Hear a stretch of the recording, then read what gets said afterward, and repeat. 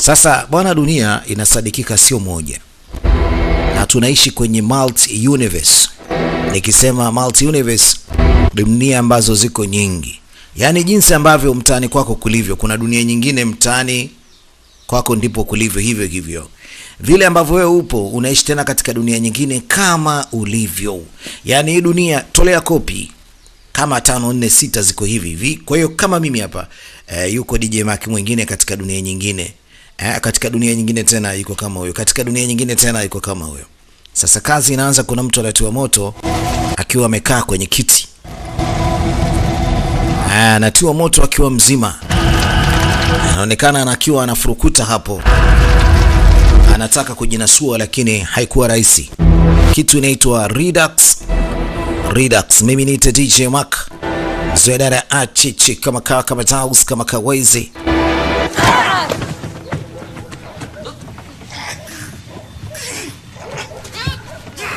Lakini upande wa pili tunapata kuona kuna mtu mwingine naye pia anamkaba huyu bibie. Na bibie huyu ndio yule ambaye tumeweza kumuona kule akiwa anamtia mtu moto akiwa amekaa kwenye kiti. Sasa huku bibie anapambana na huyu bwana. Ama tunaonyeshwa sababu za yeye kutiwa moto huyu bwana. Lakini huyu alifyatuliwa kitanda na mwisho wa siku alipigwa risasi hapo na akapoteza maisha. Kwa hiyo ni matukio mawili tofauti. Japokuwa huyu mdada tunapata kumuona sehemu mbili tofauti. Ndio yule ambaye tumemwona kule. Na ndio huyu ambaye tunamuona hapa. Sasa naomba unifuate kwa makini yasije yakakuchanganya kwa sababu picha yetu kidogo inatumia akili sana. Kama una D 2 3 hivi hauwezi elewa. Sasa ana sanduku ama amelipata sanduku katika chini ya kitanda katika hii nyumba, na kulikuwa kuna nywele zimeandikwa namba huenda na majina. Sasa kwa makini, umeona kikombe hiki kina rangi ya njano. Alafu anamiminiwa sijui ni kahawa, sijui kama ni chai. Anaambia sasa ngoja nikuletee menu ili menu angalie anataka kutumia chakula gani. Sasa kuna mtu hapa anahudumia na huyu mtu anaangalia watoto wa kike wale pale. Na mdada anamuona huyu mtu anawashangaa wale kule, alafu anatabasamu mwenyewe. Alafu ni mpishi. Menu ndio hiyo hapo imeshafika. Vipi bibie? Samahani. Sasa acha nikupe ushauri kidogo. Sasa chukua hivi ambavyo vimeandikwa katika ukurasa wa mbele. Ukurasa wa nyuma huko unaweza kuona vyakula vizuri lakini vinavyokuja tofauti. Alisema inatosha hii chai. Hakunywa sana. Akaambia basi hata nikufungie maandazi. Asante Deb. Mama alishangaa. Mbona huyu mtu ameniita eti Deb? Deb ni jina lake. Na yeye amjui lakini amemuita jina. Sasa na wewe mtu anaitokea au mjui unamhudumia alafu anakuita jina lako. Lazima ushangae. Sasa alipotoka nje yeye akawa anamwangazia sana. Huenda alikuwa anamvizia huyu bwana ambaye anaonekana kuwa ni mmoja kati ya wapishi katika ile eneo. Na gari yake ndio hiyo hapo iko mbele hapo na bibia anamfuatilia huyu mtu. Cheki anavyomfuata. Anamfuata mpaka ajue anapokwenda ni wapi. Na nadhani alikuwa ana shida naye sana. Na ndio maana yeye mwenyewe alikuwa anamwangazia. Tuwe makini sana kwa sababu yani filamu yetu hii inatakiwa kutumia akili kidogo. Sasa amemfuatilia na hatimaye amekuja mpaka kwa hii nyumba. Inaonekana huyu bwana yuko ndani. Sasa alichokifanya ni kuchukua funguo, anazo nyingi kweli mpaka apate funguo ambayo itakuwa anafungua hapo. Na anafungua kwa tahadhari ile asije akashtukiwa. Moja baada ya nyingine, lakini hii imekubali kuingia na imekubali kufungua. Na hatimaye anaingia ndani.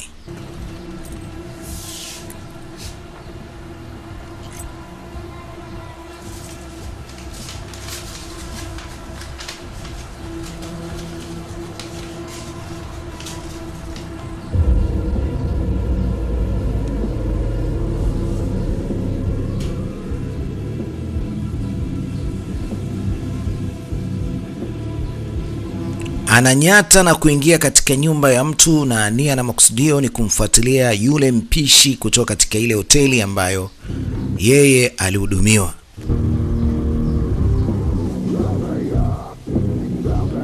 Panasikika kuna sauti ya muziki. na ule mziki aina ya rock, mziki wa kibabe fulani hivi.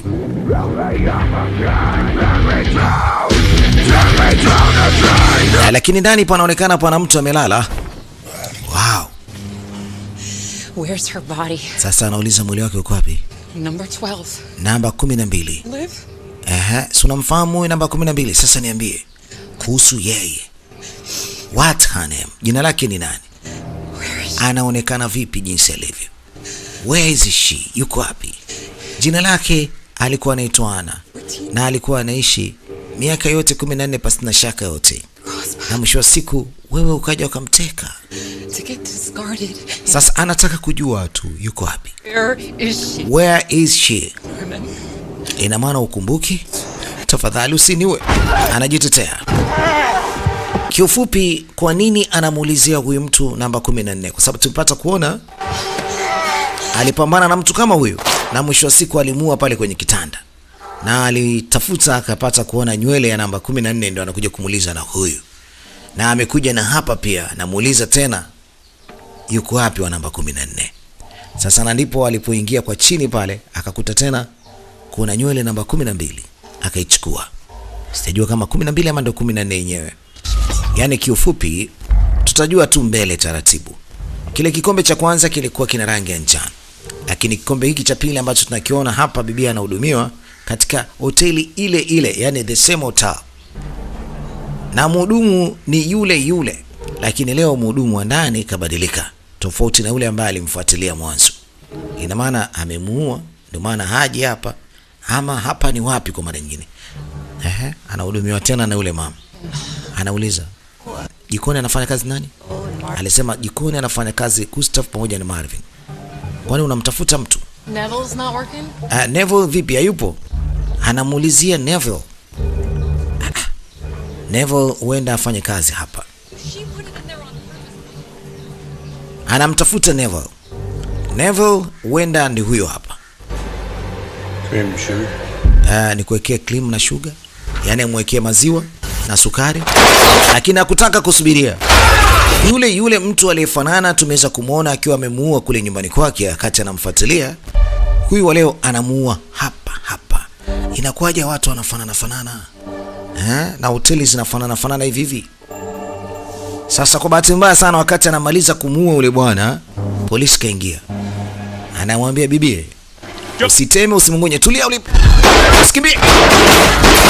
Askari ruhusiwi hapo. Kama kuna mtu kweli kasababisha mauaji, hutakiwi pia na wewe pia kumuua, kwa sababu na wewe pia utakuwa muuaji. Kwa hiyo fanya juhudi kwanza umpate akiwa mzima. Ikiwa imeshindikana, huyu mtu usiruhusu akimbie. Kwa hiyo unaweza ukamtandika risasi. Amejitahidi kumpiga risasi lakini bibi bado ni mzima. Na hatimaye anatoweka. Ana faili ambazo yeye mwenyewe anazihitaji, ziko bado, na anasepa kwa kwepa maafande wasije kumnasa. Lakini tumeweza kumuona amerudi tena katika hoteli kama ile na amemuuliza Neville. Sasa bahati nzuri Neville leo alikuwa anahudumia tu wateja kawaida, si kwamba yuko jikoni. Ila yule wa mwanzo ambaye alimfuatilia ambaye amefanana na huyu kabisa, yeye alikuwa anafanya kazi jikoni. Sasa ili faili aliyochukua kumbe ndani yake kulikuwa kuna funguo za magari. Ana imani kwamba kuna gari moja hapa anaweza kaipata. Anamuuliza, mwana vipi, unataka kukodisha hiyo gari? Mama, tayari umeshaweka rental agreement kwamba makubaliano ya mkodisho. Naomba utoke nje ya gari, hujakodisha bado hii gari. Basi. Wewe chukua tu mama. Kimbia nayo. Mimi hata sina shida nayo hiyo gari. Basi ndipo polisi wakaambiwa kuna mtu amekuja kuiba gari hapa. Kwa hiyo kuna msaada kidogo unahitajika.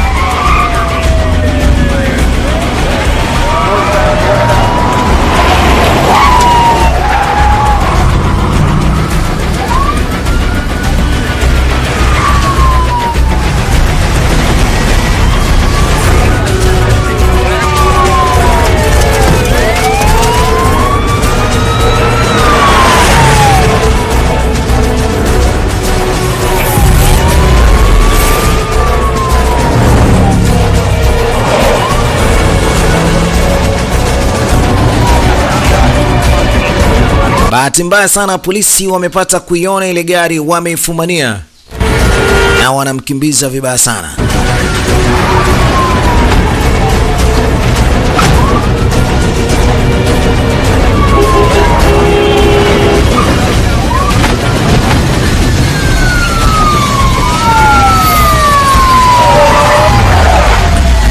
Kimbizano ulikuwa ni mkubwa na hatimaye aliamua kuachia gari hapa baada ya kuona maaskari wamemzunguka mbele na nyuma.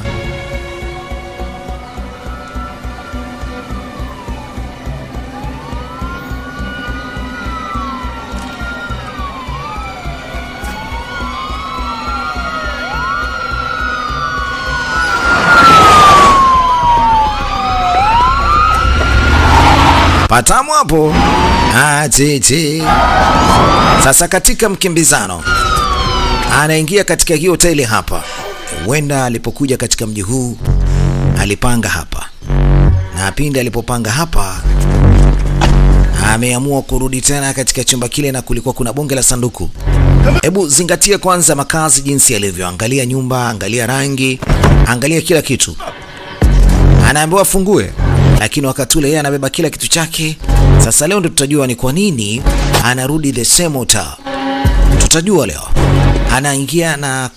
Anaingia katika ile boksi na kila kitu chake.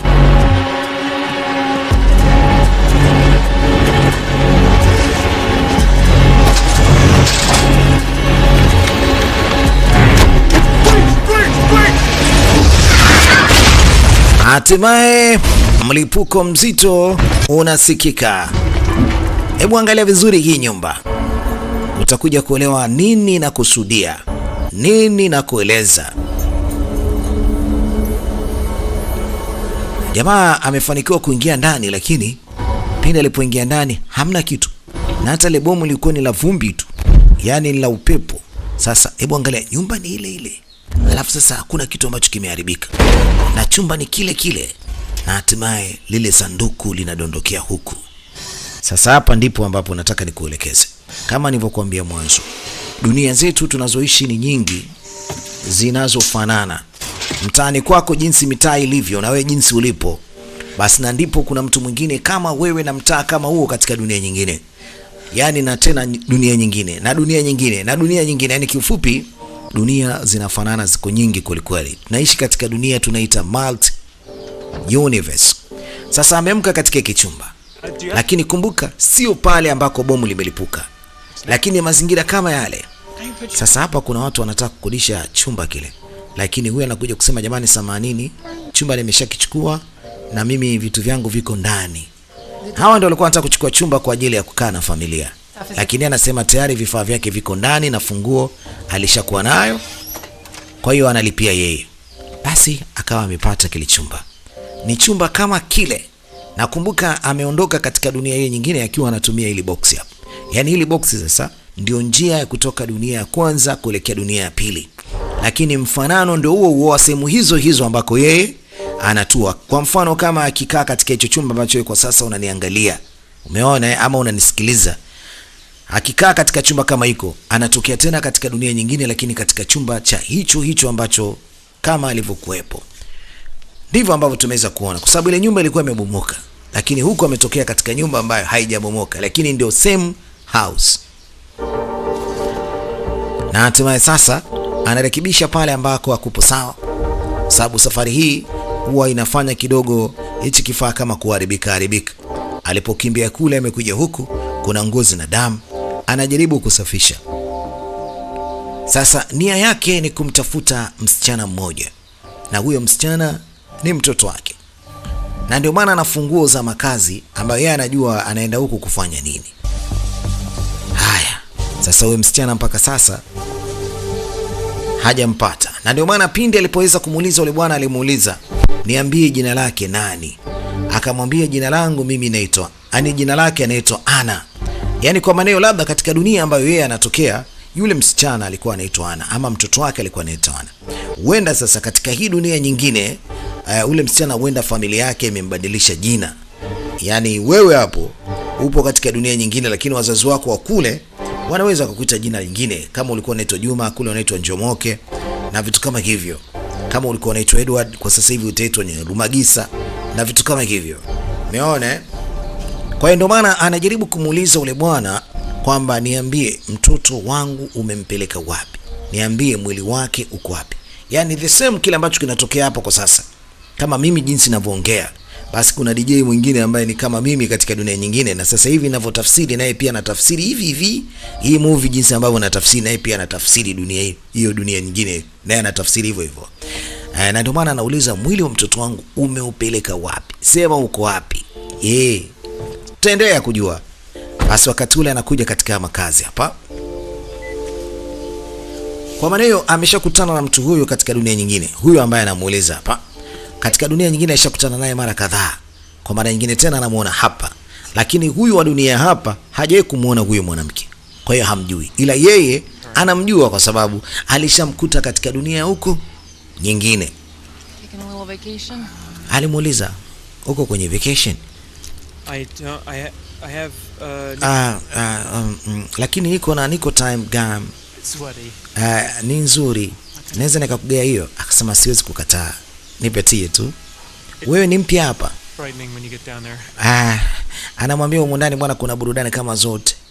Honestly, it just feels like some nights a beer might do me better. Anapenda sana kunywa bia, kuvuta sigara. What do you think? Wewe unaonaje kama tukiwa wote kwa siku ya leo? To get a beer? Kwa hiyo unataka bia? Like the two of us? Tunaweza tukanunua tukanywa wote wawili? Hawe ya. So you gave that up too? Inawezekana kabisa bila shaka yote. There. Let me buy you a beer. Mimi nitakununulia bia. 7 and 7. Well, that's my drink. My first meeting, like a month after. Sasa mwisho wa siku huyu bwana anamhadisia familia yake jinsi ilivyokuwa. Alikuwa anasema ana mke, lakini kwa bahati mbaya mke wake amepoteza maisha. Na kwa sasa hivi anaishi mwenyewe. Anaanza kufunguka kwa sababu huyu mdada akaomba wanywe bia wote pamoja. Na huyu mama naye akuwa anaiana na ndio alikuwa anataka iwe hivyo. Kiufupi alishakuwa na mtu kama huyu katika dunia nyingine mara kadhaa. Umeona? Kwa hiyo anajua mtu kama huyu katika dunia nyingine anakuwa na the same tabia. Yaani tabia ni ile ile moja. Na ndio maana anavutiwa sana. Pindi anapoingia katika dunia nyingine anakutana naye tena na anajaribu kuzungumza naye. Japokuwa huyo mtu labda atakuwa anaitwa katika jina lingine ama jina lake ndio lile lile na vitu kama hivyo. Basi upole wa huyu jamaa unakuwa ni upole huo huo katika dunia nyingine na nyingine na nyingine. Na ndio maana anapenda kuwa naye. Na anapenda kwa sababu huyu mtu ni mkarimu, ni mtu mzuri na vitu kama hivyo. Sasa ni aghalab sana watu kumfahamu ama kumfananisha na mtu ambaye pia anaishi katika hii dunia. Yaani mfano kama mimi natokea katika dunia nyingine, kuna mtu kama mimi kule. Sasa labda kuna watu ambao wanamjua mtu kama huyo ambaye nimefanana naye wakanifananisha naye. Ni aghalab sana huwa inatokea hivyo. Au vipi? Sasa yeye ndo ana mwenye uwezo wa kutambua kwamba huyu ni yule ambaye nimekutana naye kule, huyu nimekutana naye kule. Sasa tuendelee kuangalia movie, tuendelee kusikiliza kile ambacho anazungumza. Jamaa akajua leo kokota dodo. You lost your daughter? Kwani umesema umempoteza mtoto wako? It was a long time ago. Anasema ni kitambo nimempoteza binti yangu. Can we close out? Katika mazungumzo bibie anajaribu kumueleza kwamba amewahi kumpoteza binti yake, lakini ni miaka ya nyuma iliyopita. Yeah, sure. Sawa, mna shida.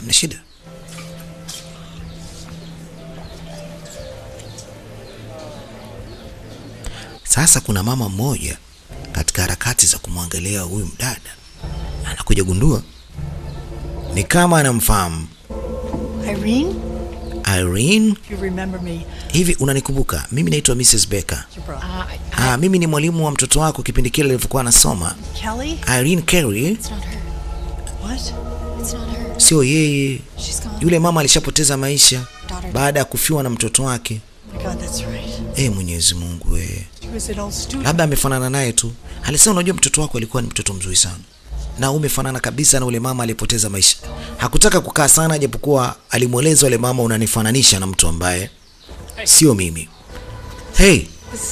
Anasema yule mwanamke ni mpuzi. Samahani kidogo. Unajua ulisema umepoteza mtoto wako? Na huyu mama amekuita jina lako. Na huyu mama alijitambulisha kwa huyu jamaa kwamba yeye anaitwa Irene. Sasa inakuwaje huyu mama anasema ulikufa na amesema kwamba ulikufa baada ya kumpoteza binti yako? Can we acknowledge that was? Sasa hebu niambie kuna ukweli kiasi gani hapo? Japokuwa anajaribu kumtetea, I'm glad you gave up school. akasema unajua nini? Acha nikwambie kitu. Unajua sometimes watu wakilewa wanaweza kufananisha watu wengine. Kwa hiyo haina haja ya kufuatilia mambo. Sawa, unajua wewe ni mtu mzuri sana eh? Haina haja ya kufuatilia mambo sana. Jonathan. You look good, Jonathan. Unaonekana wewe ni mtu mwema sana. Sasa hapa tunapata kuona kikombe kingine cha rangi nyingine. Mwanzo tuliona cha njano, chekundu, sasa hivi ni cha blue. Amerudi tena the same hotel katika ile dunia ambayo amekwenda. Amerudi tena pale pale. Kikubwa ni kwamba anaendelea kumfuatilia ule mtu ambaye alikuwa ni mpishi, ili aendelee kumuuliza, kwa sababu mpishi katika ile hoteli huenda amesababisha majanga ya mtoto wake kupotea, na ndio maana huwa anamvizia sana mpaka apate jibu. Na dunia zote alizokwenda, pindi anapomuuliza yule jamaa amekuwa ni mbishi sana, hataki kujibu chochote, yaani amekuwa ni mkorofi mno, na mpaka sasa bado hajapata jibu kujua mtoto wake wapi alipo, kama amekufa, kama bado ni mzima. Sasa kwa mara nyingine tena akiwa katika dunia hii anakutana na yule bwana mdogo Jonathan, na anamueleza ukweli kwamba unajua mimi na yeye tushai kufanya mapenzi mimi na yeye. Sasa jamaa anashangaa, tushai kufanya mapenzi wapi? Mbona sielewi? You wasting these with PCP? Labda unataka kunizungumzia mambo ya PCP? Unazungumza nini? You for really long. Nataka nikuambie ukweli, mimi na yeye tushafanya mapenzi si mara moja. We've met We have met and fucked hundreds of times. hundreds of times. In different Tulishakutana tukafanya mapenzi si chini ya mara 1000. Unajua tunaishi katika dunia ya multi universe, yani parallel universe. I stayed in one. Anasema kama uamini, hii hapa hii tulipiga picha miezi miwili iliyopita nyuma tukiwa katika dunia nyingine, sio dunia hii hapa. Sasa jamaa mwenyewe kuicheki picha alishangaa, hajawahi kupiga picha na huyu mama. Alisema kwani lini tumepiga picha hii? Ambao usiogope. Through them. Waga tunafanya safari kutoka katika sehemu moja kuelekea sehemu nyingine, binadamu kama sisi ambao tunajitambua, lakini wewe kwa sababu umekaa hapa hujui. Sawa? Hujui kwamba tulishawahi kusafiri, tushawahi kwenda mahali, tushawahi kufanya mapenzi. Kwa sababu wewe umekaa katika dunia hujui chochote. Ila mimi naye safiri kutoka dunia moja hadi nyingine na kuja kukuona tena katika dunia nyingine. Napiga story na wewe, tunaendelea na issue zetu. Jamaa bado anazidi kushangaa, huyu mwanamke anamwambia nani? Mfano kama mimi jinsi ninavyokuelekeza hapa. Si unashangaa eh? Unashangaa kwa sababu unaona kama ni kitu ambacho ni cha ajabu. Lakini na sisi ambao tunaangalia game movie tunaona jinsi ambavyo huyu mama anavyohama kutoka dunia nyingine ama dunia nyingine anaenda. Lakini sasa kama tusingeweza kuona tungebisha hapa kwamba hakuna mtu yote ambaye anaweza kufanya hiyo safari. Lakini inawezekana. Kuna watu wanaweza kutoka katika dunia moja kuelekea dunia nyingine ambayo ina watu hao ambao wanaishi katika dunia hiyo. Hapa alikuwa ni kama anawaza, lakini yupo katika hoteli. Anamuulizia mfanyakazi wa hoteli hii ambaye ni mpishi. Lakini huyu mama anamueleza, huyu mpishi ambaye unamuuliza ni mgonjwa, hawezi kufika leo. Basi baada ya kusikia ni mgonjwa alitimka zake. Nyumba yake sana ifahamu, sababu ni nyumba kama ile ambayo alishawahi kumfuatilia. Ile nyumba anayejua kwamba nyumba ipo mtaa fulani, kwa sababu dunia si zote zinafanana kama photocopy. Sasa akaamua kwenda kule katika ile nyumba. Ule bwana siku zote wakati anamfuatilia huwa sometime anakutana naye njiani, sometime anakuja naye mpaka nyumbani. Sasa leo akaamua kumfuatilia nyumbani kwa sababu akufika kazini na sadikika ni mgonjwa. Sasa kwa mara nyingine tena anaingia kwa hii nyumba, nia na makusudio yake kuendelea kumuuliza kujua binti yake yuko wapi. Kama ameua, basi mwili wa binti yake uko wapi? Nafikiri mpaka hapo tumeelewana na umeshaweza kujua nini maana ya movie yenye kuitwa Redux ama Redux. Ni DJ wake Sasa huyu bwana huwa kila katika dunia anayokwenda anakutana mtu huyu yuko na kile kibox chenye nywele. Nywele hizi nadhani za mabinti ambao huwa anawateka, alafu anakata nywele zao, alafu anaandika namba fulani, haandiki majina. Sasa kwa sababu amerudi nyumbani hajamuona, yani kwa maana hakufika, labda yupo katika mizunguko yake mwenyewe, anamsubiria aje. Wakati anamsubiria kuja, anachezea bunduki na anatukumbusha mtu wa kwanza alikutana naye katika dunia nyingine wenye kufanana na huyu alimuuaje, na wa pili alimuuaje, na watatu alimuua vipi, na huyu naye pia anaendelea kumsubiri atujue atamuua vipi. Nafikiri tunaelewana. Sasa na ndipo mwenye nyumba anarudi.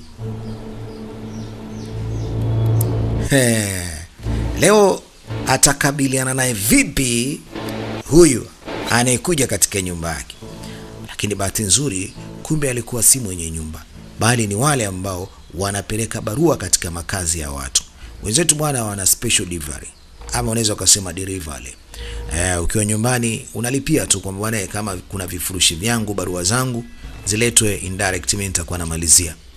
Umeona, haina haja kusumbuka kwenda moja kwa moja mpaka posta kwenda kuchukua bahasha ama barua. Sasa na ndipo alipoona hafiki, aliamua kuzunguka.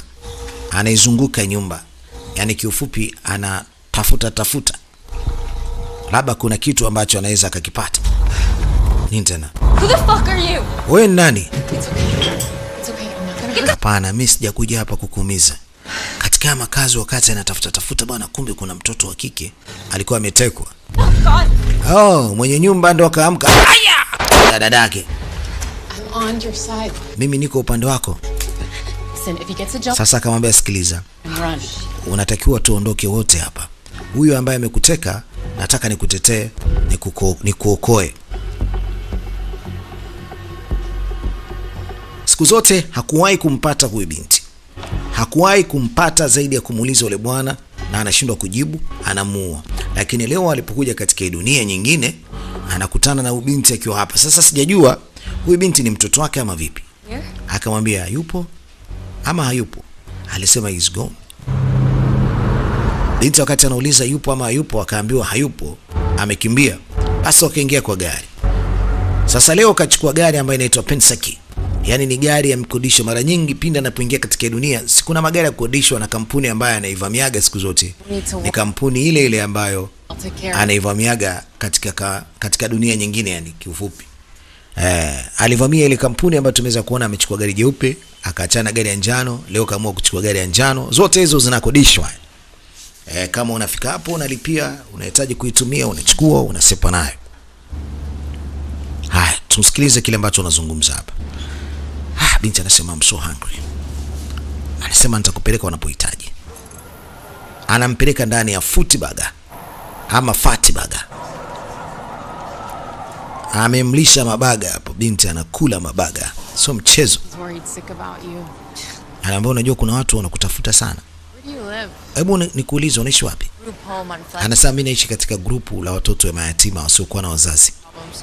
Yani kiufupi sisi ni watoto ambao tulikuwa tuna tabia mbovu, hatuwezi kuishi vizuri na jamii. Basi tukachukuliwa tukapelekwa katika grupu hilo, tunalelewa ikiwa tuna tabia mbaya mtaani. Unajua kuna watoto wa mtaani wale ambao wana tabia mbaya. Yeye akiwa ni mmoja wapo.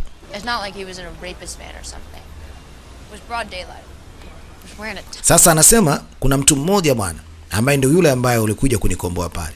Alinidanganya akasema sijui kuna mahali amekasirika, sijui yani siku kuna mahali sijui amefanyaje sijui. Kwa hiyo alikuwa anaomba nimsindikize, nimuelekeze. Kumbe alikuwa ananiteka bwana. How'd you know I was in there? Sasa ulijuaje mimi niko mle ndani? I didn't. Sikujua. What were you doing there? Sasa ulikwenda kufanya nini katika ile nyumba? Doesn't matter. Haina shida. We're gonna kill him. Nusura angekuua ule ama ungemuua yeye. You think the cops will get him? Unafikiri unaweza ukamkamata ama maskari wakamshika? Naambia mimi mwenyewe nitamshika. Kivipi na katika shakimbio? Unaweza jua wapi alipo? In Echo Canyon. Kuna sehemu inaitwa Echo Canyon. Kule ndipo atakapokuwa ameenda kukimbilia. Ndio nataka na mimi niende nikamfuatilie huko. This guy. Huyu jamaa umeanza kumfuatilia tukia lini? Long time. Kitambo sana. Need any help? Unahitaji msaada? We should get you home. Nataka nikupeleke wewe nyumbani kwanza. Seriously. Mimi sina makazi bwana. Mimi nakimbia kutoka sehemu moja kuelekea sehemu nyingine. How far is Echo Canyon? Ni umbali kiasi gani kufika Echo Canyon? Lady, I'd like to see what this guy Mimi nataka nimuone huyu mpuzi ambaye mimi ameniteka, hata nimpige hata makonzi unapomkamata. Unajua sikuwahi kulala naye. Naomba unielewe. Alikuwa anataka kunitesa, kunipiga, kunifanya. Mimi natamani nione akiwa anakufa. I just need to know. Yaani kama ikibidi nataka nifahamu. Na hata kama ikibidi nimgonge hata na magari. Anaambia hiyo kitu usizani kama itawezekana. Mimi nataka nikupeleke nyumbani kwenu. Sasa waambie polisi kile ambacho kimetokea. Basi mwisho wa hii kazi. Mimi nitaendelea kumfuatilia mwenyewe huyu mtu. Thanks for the food. Basi asante kwa msosi. I should get home. Basi acha tu niende nyumbani. Can I borrow some money? Unaweza kanizima hela? Yeah, I've got some cash. Yeah, ndio. Niko na pesa, naweza nikakuazima. Mind if I take your singles? Vending machine, police station won't take fives. And there a few times. You know, if you want anything more than a granola bar, those pricks charge you. Sasa binti anasema mimi najua tabia za polisi. Niko nataka niende kwa ajili ya kwenda kutoa ripoti kwa kile ambacho mimi nimefanyiwa. Acha nikushukuru, asante tena. Ingia ndani. Go. Anasema mna shida hapo. Kituo cha polisi hakiko mbali. Wewe ingia tu kwanza. On Max. Aingia atamsogeza. Hey. Basi kama unaenda be safe. Uwe salama, sawa? Thanks. Yeah, asante. I mean it. Na maanisha.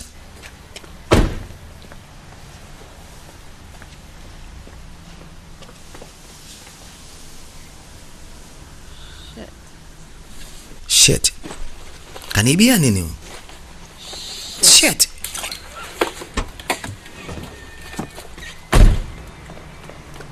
Kamuibia.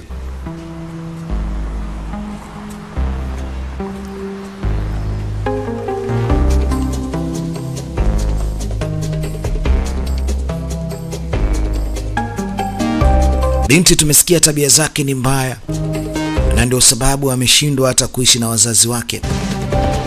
Sasa alichokiba ilikuwa ni bunduki kutoka ndani ya mfuko wa yule mama. Ni hatari sana kama akimwacha akiondoka na hiyo bunduki. Napiga risasi. Risasi hamna. Kuda deki, nimechukua bunduki tu. Hamna risasi.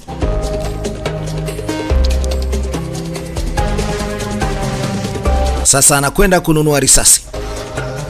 Ama anataka kwenda kuiba. Kwa umri wake sidhani kama anaweza akapewa risasi ile bunduki. Watu wanaendelea kununua, wakati ule anaiba miwani anavaa ili hata kama akionekana aonekane kuwa ni mkubwa, na anatafuta size ya risasi ambayo itamfaa na mahitaji mengine ambayo anahitaji. Mtoto wako ni mzuri. Asante. Unaweza ukaninunulia kitu huko ndani? No, sorry, I don't have any. Hapana, siwezi kufanya hivyo. Pesa nazo. Buy beer. Hapana, siwezi kukununulia bia. Mimi sitaki bia. Nahitaji kitu kingine. Unaweza ukaninunulia? Unataka nini? Bullets? Nataka risasi. Risasi? I'm kidding. Natania basi. Risasi. Sasa anampata mtu mzima gani atakayeweza kumnunulia risasi? Kwa sababu yeye umri wake haufai. Do you think you could... Unaweza ukanisaidia wewe baba? Yeah, of course. Yeah, of course naweza nikakusaidia. Unataka nikushushie kitu hapo ama? Yep. Unataka hiyo kitu hapo juu? Unataka kununua toilet? Yeah. All right. Ngoja nikushushie basi. Sasa wakati anamshushia, yeye anapita na ganda la risasi. Hey! Anaondoka na risasi. Walinzi! Kuna dalili za kanibia huyo. Anamng'ata huyo. Kashapata boksi la risasi. Amesepa nazo. Zile risasi ndio risasi zenye kutumika katika hiyo bunduki. Sasa binti mchana wake anakutana na magari huko barabarani. Anayasimamisha kwa ajili ya kupata msaada ili asepe. Unahitaji lifti? Yes, wewe nenda zako bwana. Hakutaka kubebwa na huyo bwana mdogo kwa sababu hakuwa na imani naye. Akamwambia basi asante, wewe nenda bwana. Mimi sitaki lift yako. Alimwambia wewe sikiliza, hapa ni pabaya hapa. Unaweza kukutana na madereva wa maloli wakakubaka. Naambia wewe sio baba yangu bwana, asante. Naambia sitaki nikuone kwenye taarifa za habari kwamba umebakwa na ukatupwa na umepoteza maisha. Wewe sikiliza wewe. Na kuna bunduki hapa, hakuna mtu yote anaweza kuniletea masiara. Jamaa alipoona bunduki alikimbia kweli kweli.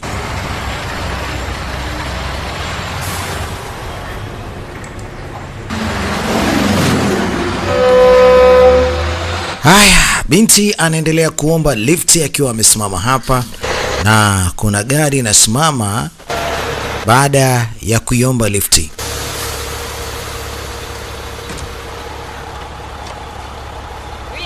Unaenda wapi? Echo Canyon. Naelekea Echo Canyon. Basi hamna shida, hop aboard. Kwamba aingie tu kwenye gari waende, ameamua kumsaidia. You a runaway? Unakimbia? Anasema niko na miaka 18 nakimbiaje? Nilijua kwamba ni mtoto mdogo ambaye bado ni mdogo, kwa maana hiyo hawezi akatembea mwenyewe, lakini anasema niko na miaka 18, sikimbii wala ni. Had to fend off about half a dozen creeps looking for more than a pass. Anasema kitu ambacho yeye anakiona kila akiomba lift, watu wanamchukulia poa sana. Yaani wanamuona kama vile ni mtoto mdogo, wanamfanyia vitu vya ajabu, mambo ya kutisha. Lakini yeye anashukuru sasa kumpatia lifti ni mama ambaye anaweza akawa kama mama yake.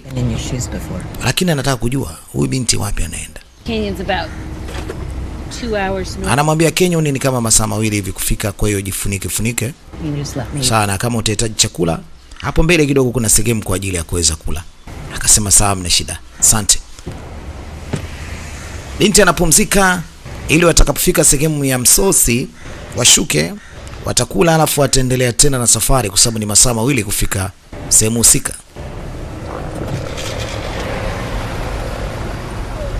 Whoa. Unanipeleka wapi we mama? Little jumpy, aren't you? Kwa unataka kuruka au? It's okay, honey. Hamna tatizo yani. It's a truck stop. Kuna check stop hapo. Tunaweza tukasimama, ukala msosi, tukaendelea na majukumu yetu.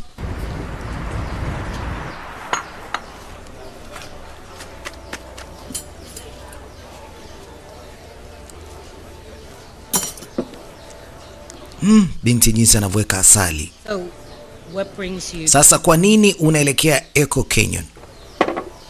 Unfinished. Kuna kazi naenda kuimaliza ambayo haijaisha. Oh, that's cryptic. Ni kitu gani iko cha kipuuzi ambacho unaenda kufanya, ama kitu cha kibabe sana? Unaenda kwenye vacation ama nini? See it on a postcard? Yani kuna postcard? Some boyfriend you met. Kuna boyfriend ambaye umekutana naye kwenye online? Definitely not. Alisema hapana. Kila kitu anachoulizwa anaenda kufanya nini, anasema siwezi kufanya hicho. Alisema okay, ni kwa sababu tu ya umri wako. Hata na mimi mwenyewe nilivyokuwa na umri wako nilifanya matukio mengi ya ajabu yasielezeka. Kwa hiyo ni umri huu mtoto huwa anajiamini sana kwamba ana uwezo akafanya chochote kile. Hakuna neno baya ambaye anaweza, ama hakuna jambo baya ambaye anaweza kukutana nalo. Kwa maana hiyo watoto wa umri huu huwa wanajiamini na huwa wanafanya maamuzi ya kipuuzi sana. Mwisho wa siku hayo maamuzi yanaweza akagharimu maisha yake. Back then we didn't have cell phones, so they had to call around and Anamwambia babake alikuwa apendagi awe karibu na simu. they finally did. I was home an hour later. Anajaribu kumkumbusha ama kumwambia alikutana na nini katika maisha yake huyu mama. Didn't like what I saw. Hivi hujapenda kile ambacho mimi nimekutana nacho? I mean, Kitu ambacho mimi nadisia ni kitu kizuri tu. Sioni kama kuna ubaya wote. Basi ndivyo unachukua uwe makini. Mimi nimeshakutana nayo hayo. Kwa hiyo unapaswa na wewe pia uwe makini yasije yakakufika. Sababu yakikufika huenda anaweza akawa ni mbaya zaidi kwa upande wako. And seeing had been carrying on. Kama mama anajaribu kumwasa huyu mtoto kwa sababu amemkuta mwenyewe barabarani. Na barabarani hakuna wema. Kuna madereva wabaya, kuna watu wana tabia mbaya. Alafu binti umri wake ni mdogo sana, kiasi ya kwamba ndio umri ambako watu wengi huwa wanatamani wasichana wenye umri wake. Inaweza kumkosti. Take it on the chin. But you know what happened? They weren't mad at all. I don't know, they felt really sorry for me. I see. They said growing up is hard, but it gets easier. I get it. Thanks for sage wisdom. No, listen, all I am saying is that life gets hard. Najaribu kusema You don't have to do maisha ni magumu sana. Listen, lady. Sikiliza mama. Matatizo yangu ni matatizo yanayohusu mimi. Kwa hiyo hatakiwi kabisa kusema mambo mengine asiye. Yeah. Akamwambia vipi? Mbona kama vile umeanza kuogopa? Anasema hamna. Ngoja kwanza niende chooni. Unajua kitu alichokiona nini? Yule mama ambaye aliondoka akamuibia bunduki. Yule mama ameingia hapa katika hoteli. Yaani yule mama kama mwanga. Amejuaje? Cheki alivyomnasa. Anasema una bunduki yangu. Iko wapi? Money to the canyon. You didn't bring it to a crowded restaurant. Anamsachi alisema kwamba alisahau kwenye basi. Are you sure about that? Oh, anamwonyesha risasi hizi huku. With you. Una matatizo gani wewe mtoto? No. Oh, yule mama alimfuatilia maana alikuwa na wasiwasi juu ya huyu binti pindi alivyoweza kuelekea kinyemela kule chooni. Alijua tu kwamba kuna mtu anamkimbia. Sasa na ndipo alipoweza kukutana nao akawauliza, mnafanya nini hapa? Unamfanya nini huyu? Niite polisi? Lakini huyu mtoto wa kike akamwambia, huyu mama ni mama yangu. Mimi naita polisi. Anasema usite polisi. Mbona kama vile simuelewi mwanamke? Anasema hamna shida, ndio tunaelekea naye huyo Kenyon. Huyu ni mtu ambaye niko naye. Aliona hapana, kuna kitu hapa. You were hitchhiking? Almost got herself killed. What do you expect? Anajaribu kumweleza iwapo kama amekatazwa asiseme chochote, huyu mwanamke atakuja kumuua. Lakini anasema hapana, huyu mwanamke niko naye. Mimi nitakuwa kwenye gari. Mtoto hakika anasema anaondoka. Atamsubiri kwenye gari. Amekuja kwenye gari, amemkuta. We're really doing this again. Anasema basi sio mbaya, hebu tufanye tena. Ufanye tena na nini? Nigee kwanza bunduki. 100 miles away. It's not my problem. Akaambia sio shida yangu. Wewe mwenyewe ulikuwa unasema unarudi nyumbani kwenu. Ampe kwanza bunduki yake, na kama alikuwa anataka kuondoka atimke zake. Lakini binti hataki kumpa bunduki na anamwambia, acha tu tumalize kile ambacho wewe ulikuwa unaenda kukifanya. Nataka nini nikamshuhudie ule mshenzi. Bunduki ninayo hii hapa. You want me to go back? Kwa hiyo unahitaji mimi nirudi, ndio? Good luck, explain that one. You're going to do everything I tell you for the next 24 hours, you got it? Alimwambia, kama unataka kuongozana na mimi, basi masaa 24 unisikilize kile ambacho mimi nasema, sawa? I'm dropping you off at the police. Kesho mimi tukimaliza jambo na kupeleka kituo cha polisi, sawa? Yaani kwamba utakaa hapo, watajua wapi wewe wakutakupeleka, si ndio? Kakubali, anasema sawa. Get out of your hair in no time. Kumbuka ni binti ambaye ni yatima, kaambiwa atapelekwa polisi. Akakubali. When we doing this thing? Safari inaanza kuelekea huko Kenyon ama Echo Kenyon. Kuna mtu ambaye wanamtafuta. Na mtu huyu ndipo atakapoweza kupatikana huko. Kind of feels like he got the jump on you last time. You know what? You're the boss. This morning was great. Alimwambia unajua ni boss. Tell up the road you'll There was a hotel.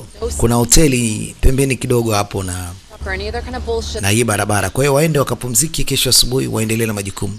Anatamani sana kufika huko ambako huyu mpuzi upo, kwa sababu naye pia alikuwa anahitaji kumalizana naye. Here? Tumeshafika? It's closed. Oh, lakini pemefungwa. hot dogs and Pemefungwa.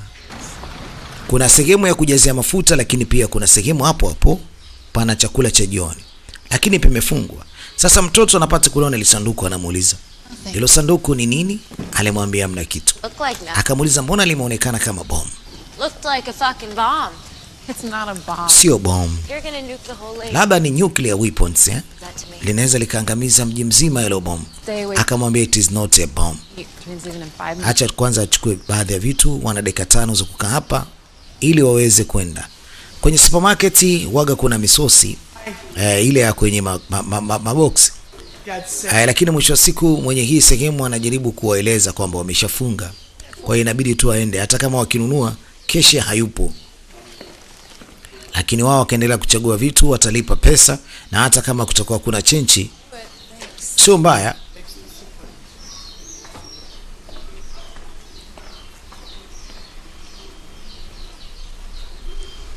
Wakati yule mama anaendelea kuchagua baadhi ya vitu hapa, binti anaelekea upande wa hoteli ambayo tayari imeshafungwa, lakini anaenda kuchagura kule. Mama ajui hili wala ajui lile. Huyu mtoto kumbe anaiba bwana. Huyu mtoto amezoea kuwa ni mwizi. Ameiba chupa mojawapo, chupa ya bia, si chupa ya cognac, sijajua chupa ya wine. Anakutana na ujumbe kwamba anatafutwa binti huyu, labda kwa sababu ya majanga kila siku anayosababisha. Leo anakutana na picha yake, anatafutwa. Kwanza ilibidi mwenyewe ashangae. Anamuuliza, kwa nini sasa umeiba? Explain yourself? Hebu naomba toa maelezo. Anasema it is yours. Take anything else? Sasa kuna kingine ambacho umeiba? Alisema kama bana ameiba bahati mbaya, basi mimi nitalipa. Yuko tayari kulipa, lakini huyu mwenye hii sehemu anasema hapana, huyu jela inamhusu huyu. Ngoja mimi niite polisi. mimi nalipa. Anasema subiri, mimi nakomeshaga wezi kama hawa. Natoa ripoti hapa kwenye resi stop namba 38. Kuna mtoto mwingine bwana alikuwa amekuja kuiba chupa ya waini hapa. Miaka yake kama 12, anasema sina miaka 12, 15. Ananielekeza kwamba ana miaka 15. Thank you. Asante. On my way. Wako njiani. Sorry. Samahani. I'm not letting her. Si nimesema kwamba nataka nilipe, lakini bwana anasema sitaki nilipwe. Mimi ninachotaka huyu mtoto kwanza akafundishwe adabu. Ni kwa nini amekuwa mwizi? Ghafla binifu. Kuna tatizo. Woo!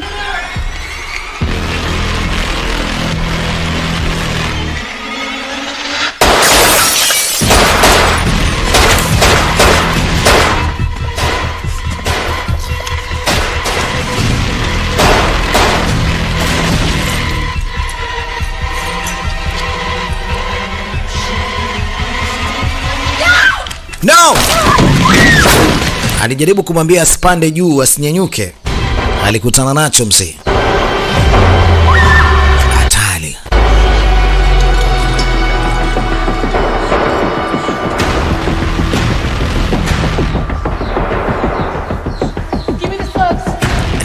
Nipatie slugs.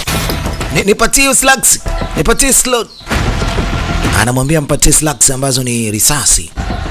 Kwa lugha nyingine ni slugs ama bullets. Alimwambia sasa utakimbia upande wa nyuma, sawa? Okay.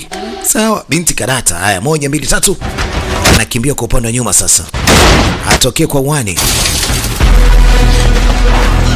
Ameshakuwa pabaya hapo. Sio mchezo. Shop kwa haraka binti. Amekimbilia katika ile gari na hatimaye anafungua mlango wa nyuma na kule nyuma kumbuka kuna ile box la chuma. Yule mzee ambaye alikuwa anatafutana naye kumbe ndio amekuja hapa. Huyo hapa. Wamekutana naye hapa. Na yule mzee akaanza kujihami. Katamu hapo sasa. Haya, sasa wakati anatoka nje kaambiwa mikono juu, mikono juu. Kuna mtu mwingine ndani? Anasema kuna mwanamke mmoja mwandawazimu yuko ndani humo. Mwanamke mwandawazimu? Huyo mwanamke mwandawazimu ndio kajitokeza, kamchapa huyo. Na yeye mwenyewe sasa anatafutwa na polisi. Pigwa risasi mingi. Ni Mungu tu. Yaani mpaka sasa kuna risasi ilimpata. Chap kwa haraka. Yule binti tayari kashaingia humo. Na pia anaingia humo. Chap kwa haraka. Sasa akifika mle ndani ya sanduku huwa kuna mitambo anaibonyeza. Akibonyeza taa zinawaka kama hivi, unajisi kutapika, lakini unahama kutoka dunia ya kwanza unakuja dunia nyingine. Boom lilisikika kutoka katika ile gari. Wao wenyewe walishangaa.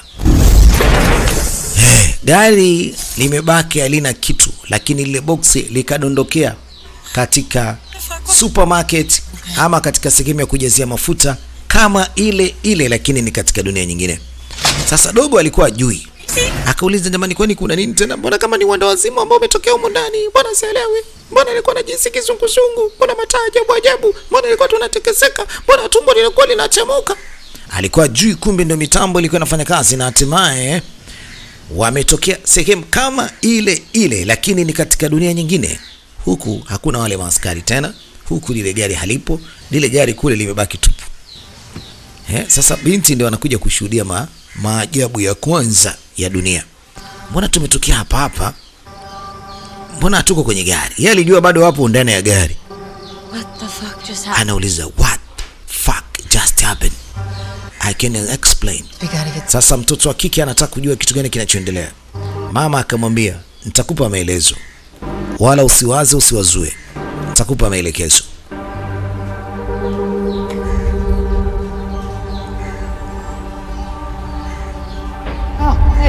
Oh, hey. Uwe mama. How are you? Mbona kama una damu katika kichwa? Ule mhudumu wa kwanza alikutana naye kule anamuona tena na huku, lakini huyu hajui chochote kwa sababu huyu ni wa dunia nyingine. Anamwambia vipi, mbona kama kaumia huyu usoni? Achukue basi bandage hii hapa. Achukue hii plaster yake. Alafu atumie na aspirini. Anakutana bado na hii karatasi iko hapa kwamba ametoweka, anatafutwa, missing. Na hii karatasi kule aliichukua lakini huku anaikuta bado iko hapa. Bado kuna vitu vingi vya kujiuliza kwa sababu ni mara yake ya kwanza hajui chochote kinachoendelea, kwamba ametokea katika dunia nyingine. Sasa ndio anatakiwa kujua Na yule mama akamwambia nitakupa maelezo ili ujue ni kitu gani kinachoendelea. Sasa wakabadilisha gari kwa sababu ile gari haipo tena huko, hawakuja nayo. Akauliza what the fuck is that thing? Ni kitu gani bwana, mimi sielewi. Kumbuka dada huyo ama huyu mtoto wa kike amehamishwa kutoka katika dunia yake. Sasa amekuja katika dunia nyingine bila yeye kujua kwamba amehama dunia. Sasa ilibidi mama aanze kumsomesha. Akamwambia we live in multi universe. What? It is a series. Hivi unajua multi universes? I go to school, you know that. Nilienda shule unajua They teach that. Nimesoma kidogo. Sasa je, ulishia kusoma physics? Yani creative things. Like sliding doors. Yani mambo ya sliding doors. Fuck the sliding doors. What the fuck are the flying doors? So, Alisema ni mambo ya complicated kidogo. Yani kama vile mambo ya kujichanganya changanya, kama kuchanganyikiwa hivi. To life. Labda nikupe maelekezo vizuri ujue tunaishi katika multi universe. Amfahamishe kama mimi nilivyokufahamisha kwamba ajue amehama kutoka dunia moja, ameelekea katika dunia nyingine, lakini katika dunia hii ambayo amekuja pia kuna mtu kama yeye. Na huenda alikuwa anafanya vituko kama yeye pia. Na ndio maana hata anakutana ile karatasi ubinti anatafutwa. Labda huenda alimfika na pia amemfika hivyo hivyo. Yani mnaishi the same, mnaishi kwa kufanya kitu kimoja. Kama nilivyokuambia mwanzo, wakati na tafsiri picha hii na mwenzangu naye ambaye yuko katika dunia nyingine naye alikuwa anatafsiri hivyo hivyo. Ndio tunaita multiverse. Irene! Hey, Irene. Sasa wale mtambo bwana akukarabati mapema. Mtambo umepiga shoti. Sasa anauliza nini kimetokea tena? Kuna switch imekufa hii hapa. Hii ndio imepiga shoti. What the hell is that? What the hell is that? Anasema inaitwa flux. Hiyo ni battery? What does that mean? Inamaanisha nini? It means we're a little fucked. Inamaanisha ni yani little fucked. Kwamba kiufupi hayupo vizuri tena. Yani chombo ile imekufa. Yani amekwisha kiufupi. Thanks. Oh, asante. If you want. Unaweza ukacheck TV kama utahitaji, na kama unahitaji kuangalia movie pia unaweza ukacheki. How long have you been doing this? Sasa muda gani umeanza kufanya hivi? Alimwambia ni muda mrefu sana. I don't know, ni muda mrefu mno, miaka yani. Watch TV or something. Alimwambia hebu cheki TV ama fanya kitu kingine, usiniulize maswali. Mimi kuna majukumu mengine nayafanya hapa. Cold. Hundreds? Still cold. Oh shit. Kila akimuuliza maswali mama hataki tena kujibu maswali, kwa sababu maswali yake hawezi kumjibu kwa sasa. Go easy on that. Alimwambia go easy on that. Yani asinywe sana. There is something else. Kuna kitu kingine. To your universe. Sasa sikiliza. Kwa sababu umeshakuja huku, hauwezi ukaenda tena nyumbani. Mwanzo ulikuwa unaweza kurudi nyumbani, ila kwa sasa usirudi tena nyumbani kwa sababu huku kuna mwenzako ambaye pia anaishi kama wewe. Unaweza kwenda kuchanganya mambo. Kwa hiyo inabidi tu tutembee vile ambavyo itawezekana mpaka jambo letu liishi. Mpaka pale atakapoweza kumrudisha kwenye dunia ambayo ni asili ya huyu mtoto wa kike. Ndipo atakuwa yuko yeye mwenyewe. Kwa hiyo sasa huku hatakiwi kwenda nyumbani ambapo anaishi yule mwenzake. Kwa hiyo akirudi tu kule katika makazi ya mama, na nyingi huwa anarudi. Yule wa hapa atakuwa anaishi huko, umeona eh? Italeta mgongano, kwa hiyo haitakiwi kitu kama hicho. His house in a every day or Sasa kamuuliza, na maana ndio kila siku unakuaga hivi, eh? Kwa hiyo unamtafuta jamaa ili umuue, unamtafuta jamaa ili umuulize nini? Unamtafuta jamaa ili iweje? On Thursday. Jesus. Yeah, Yesu Kristo alimwambia I'm not stupid of it. Yeye sio mjinga kihivyo. Squad. Sawa, nilikuwa tu nakuuliza ili niweze kupata jibu, nipate kujua ukweli. Kitu gani kinachoendelea lady? Glass. There's no going back now. There is no going back now. Kwamba sasa hivi hakuna kuondoka tena. There is no going back now. Think you want vengeance? I'm telling you. Alimwambia mimi nipo katika kisasi kizito na nimeshakwambia. To go kill someone. It's just Anasema namtafuta mtu ambaye ameniulia mtu wangu. It is not. I've been in the system since I was 4 years old. 6 foster homes. Anasema unajua mimi nimeishi katika mazingira magumu sana. Wazazi ambao wamenichukua kutoka katika kituo cha kulelea watoto, niliishi nao kama wazazi wanne. Wa kwanza alinirudisha, wa pili hivyo hivyo baada ya kuleta ukorofi. Kwa hiyo mimi najua maisha ni nini. Kwa hiyo haina haja wewe kunificha, wewe tu niambie. Nimeishi katika mazingira magumu sana. Nimeishi na wazazi wanne wote. Nimekorofishana nao, wakanirudisha mpaka nikaamua tu kutimka niende zangu kitani nikaishi mwenyewe. Hayo ndio maisha ambayo mimi nimepitia. na sijamuona mamangu miaka, sijajua hata yuko wapi. Yaani hata sijajua kama amekufa, kama ni mzima. Yaani naishi tu mwenyewe kimpango wangu. Naishi katika mazingira magumu. Yaani magumu kweli kweli. I have been knocked. For once I just like to hit back. Yaani amekuwa kama vile amefungwa katika kifundo na sasa anataka kurudi tena. Sasa sikiza nikwambie kitu. Hakuna mtoto ambaye anaweza kwanza akakimbia katika mpango ambao mimi nimeshaipanga. Kwa hiyo naomba utulie ili niweze kukamilisha majukumu yangu Some smugglers are passing through.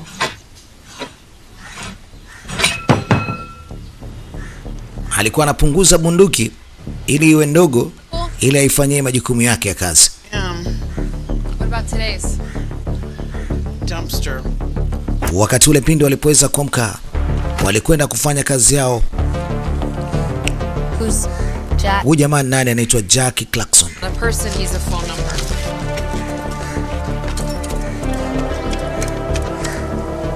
Write what I tell you. Bwana, sasa sikiliza na kuelekeza kile ambacho nakwambia. Andika namba hizi. 700 118 196.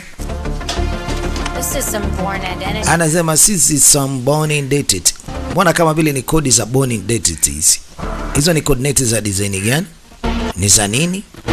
Mama anamwambia siwezi kukujibu. Naomba utulie.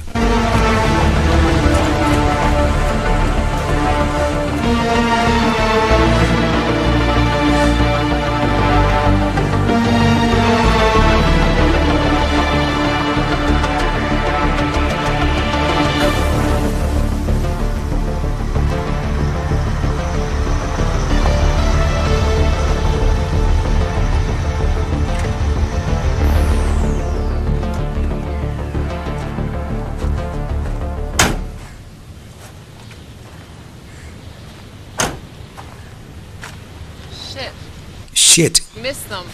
Tumewamisi. What are we even looking for? Kwani tumekuja kutafuta nini hapa? Siku zote inakuwa ni tofauti. Muda mwingine tunaweza tukakutana na nyumba ambazo zimejificha. Siku nyingine tunaweza tukakutana na kwenye maduka. Muda mwingine tunakutana masokoni. Sasa zile coordinate zilikuwa ni coordinate za longitude and latitude, yani kipimo cha ardhi.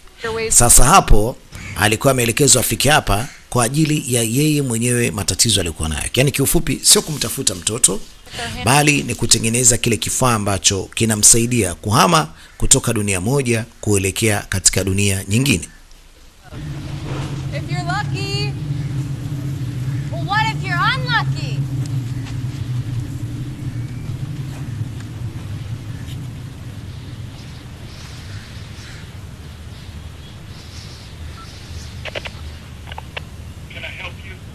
Nikusaidie nini? Yeah. Saw your Nimeona class fields yako. Kwa hiyo amefika hapa, nia na makusudi yake ni kutafuta kile ambacho anakihitaji. Alimwambia just me. Waliwasiliana kupitia simu. Sasa jamaa anamjibu, mbona kama rafudhi yako ilikuwa ni tofauti na rafudhi ambayo mimi nimeweza kuwasiliana nayo. Pale kulikuwa kuna kamera na ndio wanawasiliana hapo sasa. Ili jamaa hakiki kama ndio yule ambaye ni kweli walikuwa wamewasiliana. Ndipo jamaa anatoka katika sehemu kama karavati hivi. Step into my office. Alisema step in my office, kwamba waingie ndani katika ofisi yake. Ofisi ipo chini ya mitaro. Great. Basi vizuri. Hang back here with me. Huyu binti atabaki na mimi, anasema hapana. Siwezi nikakuachia huyu binti. Huyu binti naenda naye huko. Staying with me. She is staying with me. Ambaye no worries. Basi hamna shida. Ingieni tu. Associates on the way. Na msaidizi wake yuko njiani anakuja.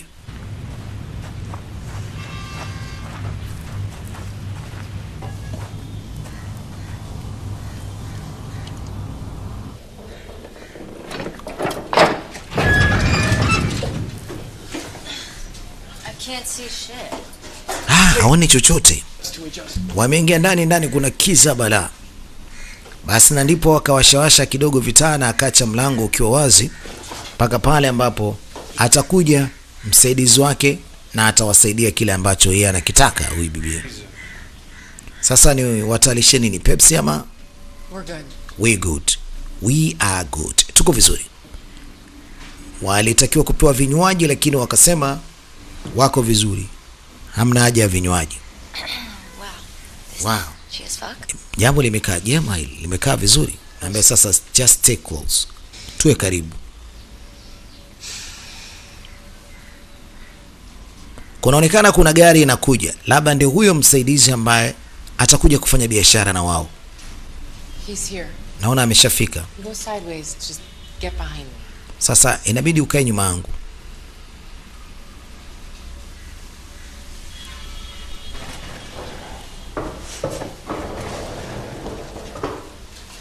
Hey. Hey. Sorry to Samani sana nimewachelewesha. Mimi naitwa Billy's. Na nyinyi? Irene. Naitwa Irene. You're not from around here. Lakini wewe sio maeneo haya.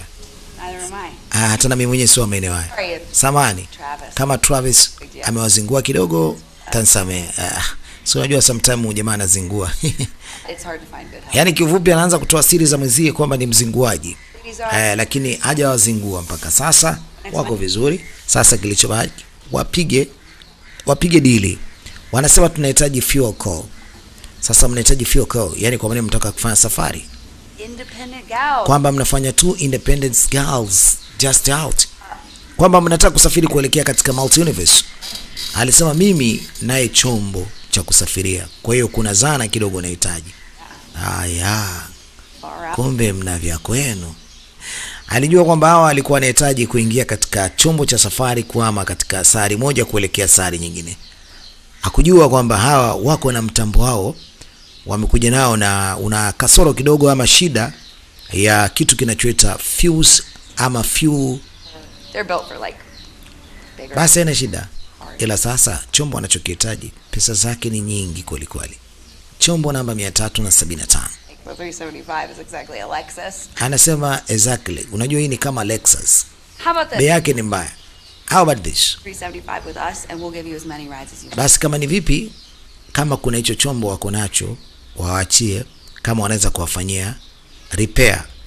Lakini kama ununuzi wa chombo kipya kutoka kwao, ni chombo ambacho spare yake ni bei mbaya sana. Many universes on your way here? Alimuuliza, umetembea safari ngapi mpaka kufika hapa? Alisema nimetembea dunia zote hizo. Ford.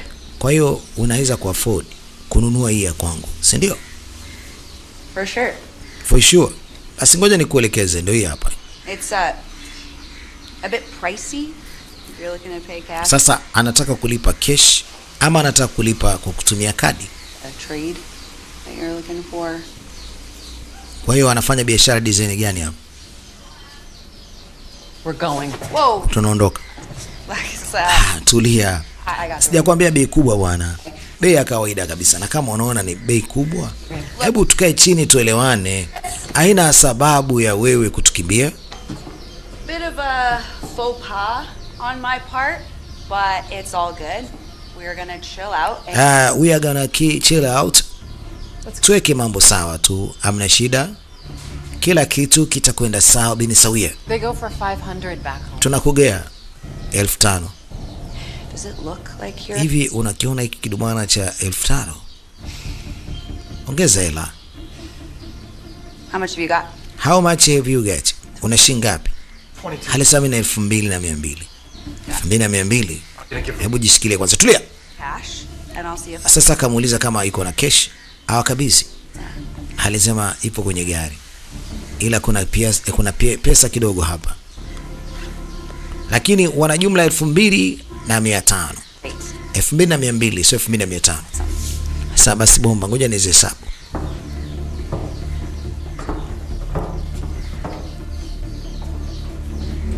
What a psycho fucking bitch. We should get out. Huyu mwanamke huyu ni mwenda wazimu. Sidhani kama anaweza katuacha wazima. Mimi simuelewi ujue. Yeah, you guys. Huyu mwanamke anaweza katua huyu. My dick in my hands. They get the jump on you. Jinsi alivyoweza kumwangalia huyu mwanamke ni kama jambazi. Huyu mwanamke sidhani kama anaweza akawacha salama. Tena jinsi ambavyo kampa pesa, huenda anaweza ataka tuua hapa. Oh, wamefungiwa mlango. Wamefungiwa geti. Cheki. Wanafungiwa geti, alafu jamaa wanaondoka. Kama ni vipi, wawapige hata na mabomu huko. Cheki. Cheki kitu ambacho kinatokea hapa ndani. Wanafanywa kitu mbaya. Mbona kama vile wanasafirishwa kutoka katika eneo moja wanataka kupelekwa sehemu nyingine? Maana huu ni mtambo wa kuhama kama ule mtambo ambao wako nao. Hapa wafanye chap kwa haraka watimke, la sivyo watapelekwa katika dunia nyingine, watakuwa wameshaibiwa, kila kitu chao watakiacha pale. Kuda deki.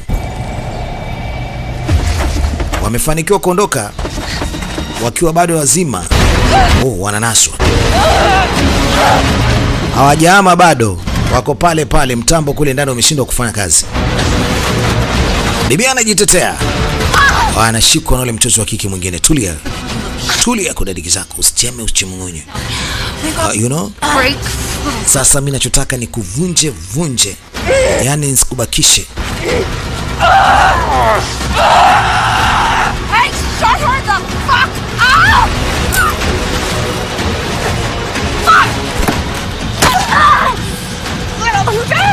Bahati mbaya sana na mvunje mguu. Woo! Cheka alivyopasuliwa.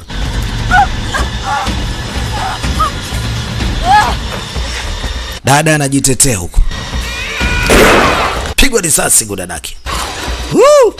Mtoto wa kike anajua kulenga huyu. Chapa risasi. Binti kule amini macho yake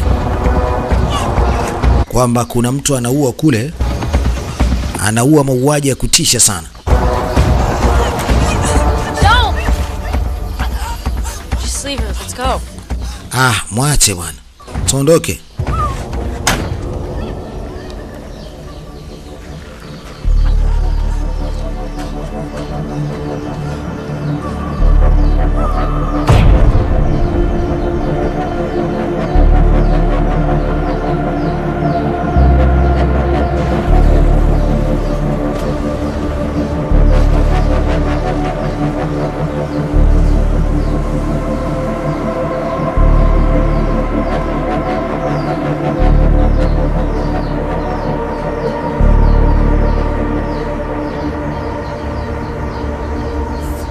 Hardcore, I mean. You are hardcore. I mean it. Mtoto wa kike anamwambia sewe ni noma sana. If you didn't bring me, you'd be totally fucked. Ile kitu yako bwana, hii hapa nimeiba. I got my hands on. Yeah, good thing I got my hands. Sasa kile kitu yake ambayo alikuwa anaitaka na alitaka kudhulumiwa, binti alikuwa tayari kashika mate kwa mkononi na anamkabidhi. Sasa kilichobaki waendelee na majukumu yao, na kama ile chombo ilikuwa imeharibika, sasa spare imeshapatikana na kila kitu kitakwenda sawa bin sawia. We need to know how to protect myself. Binti anasema I need to know jinsi gani ya kuweza kujilinda yeye mwenyewe. Sasa anamfundisha jinsi gani atakavyoweza kujilinda. Anamwambia jicho lako weka juu ya bunduki hapo, alafu lenga. Anakosa hapo. Akamwambia sio mbaya, unapiga vizuri. Sasa shika vizuri mkono mwingine. Alafu sasa kamata nganganga, unavuta pumzi, unajizuia. Wakati anapiga asibane, ani asiachie pumzi. Anatakiwa kubana pumzi. Kafanya vizuri. Ambaye hapo sasa umetwanga vizuri. Jambo jema sana. Piga vizuri.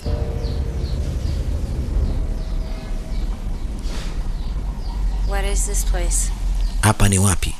Alisema mara nyingi haya makazi nayafanya kwa nyumbani. Sasa mbona kama hamna mtoto anaishi hapa? Alisema yes, sometime huaga milango inavunjwa, ndio hivyo. Lakini tuingie kwa ajili ya kuweza kufanya mambo mengine. Wakae kwa muda mpaka pale ambapo watakapoweza kwenda kufanya mambo yao. She left. Too painful to keep living here. Haya ni makazi ambayo mara nyingi anayafanya kuwa ni makazi yake.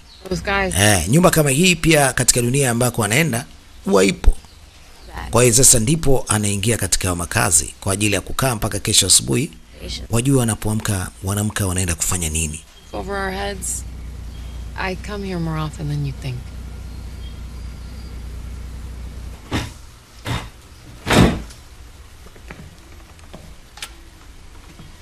They left the washer machine in back. I'm going to do a load before I start working on the fuel core. Sasa namwambia kama nataka kuosha nguo zake, kuna mashine ya kufulia ipo nyuma huko. Aende akafue nguo. Anauliza kama maji ya moto yanapatikana katika mjengo huu. Ambaye kila kitu. Lakini hakisha nguo zako zote zinakuwa safi na unapaki nguo zako kwa ajili ya kesho. Kesho hakuna budi kuondoka chap kwa haraka.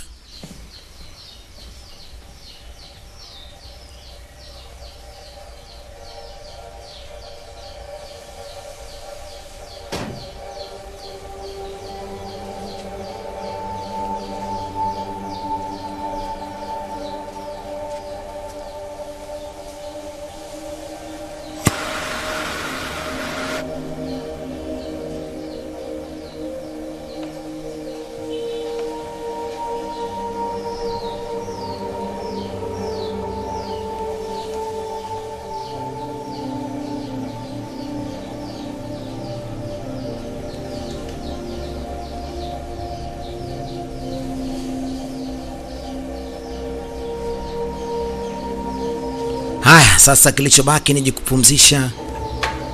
Ni kujipumzisha, ni kuoga, kulala, kufua nguo. Unapumzika ili kesho majukumu yaendelee.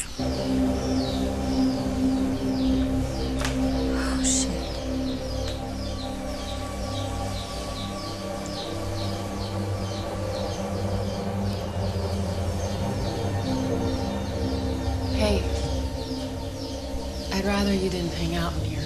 I'm really sorry.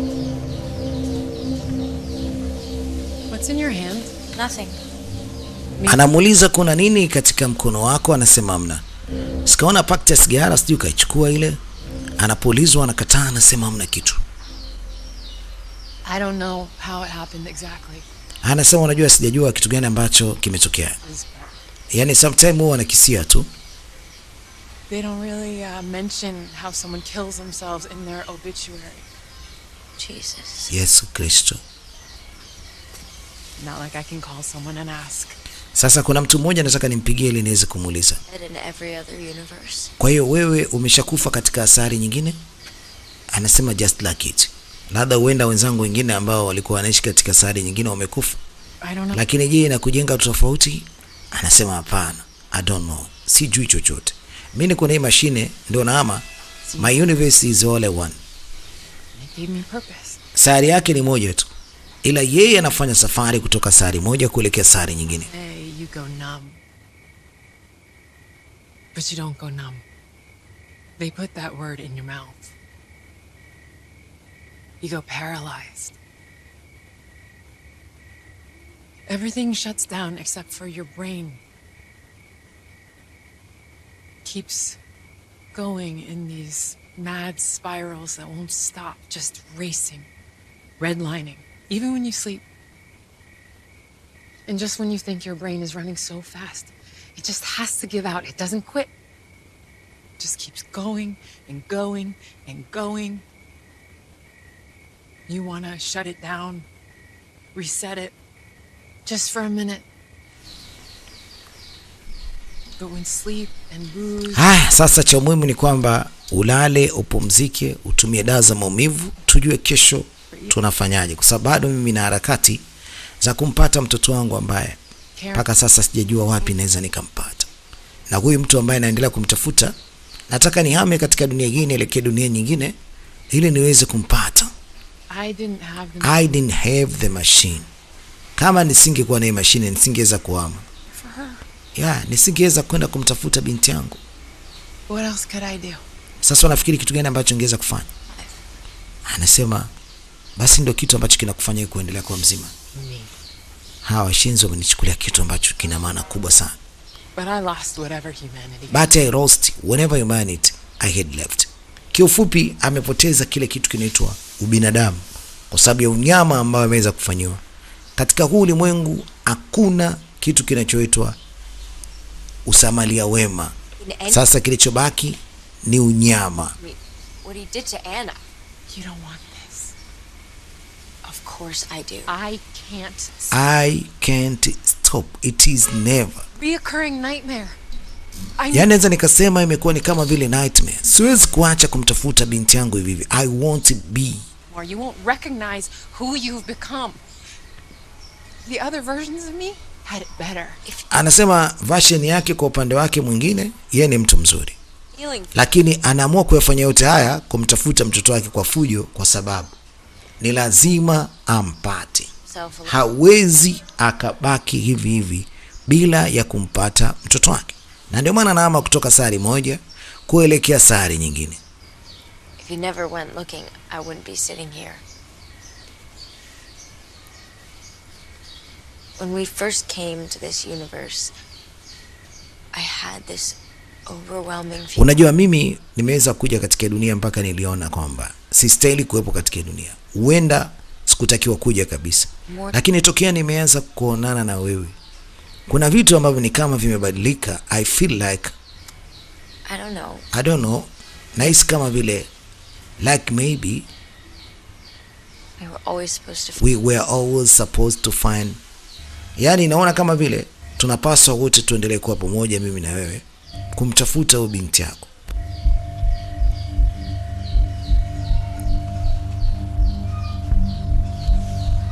Binti anaona kuna uwezekano mkubwa wa yeye kushirikiana naye ili wamtafute binti yake, na yeye yuko tayari kumsaidia kumpata binti yake.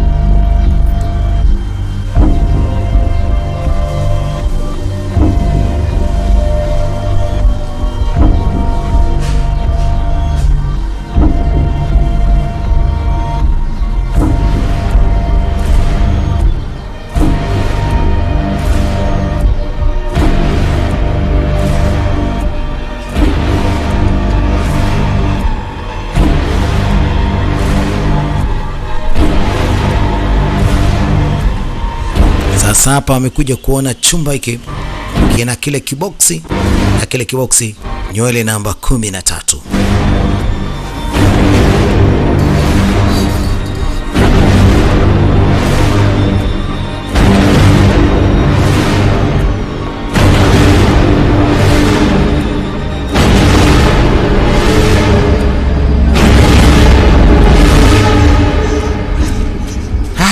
Vipi, kamuona binti yake ama akakutana majanga gani? Mbona anatoka akiwa na hema?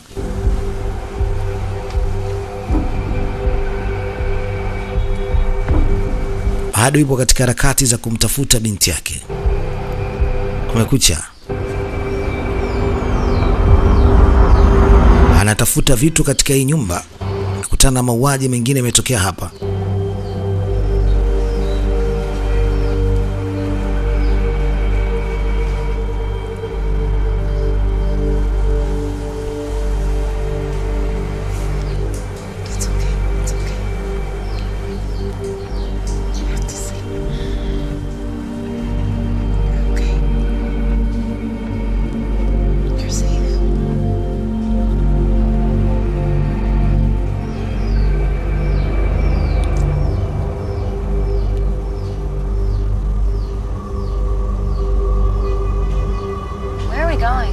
Sasa asubuhi tunaenda wapi? You'll see. Utaona.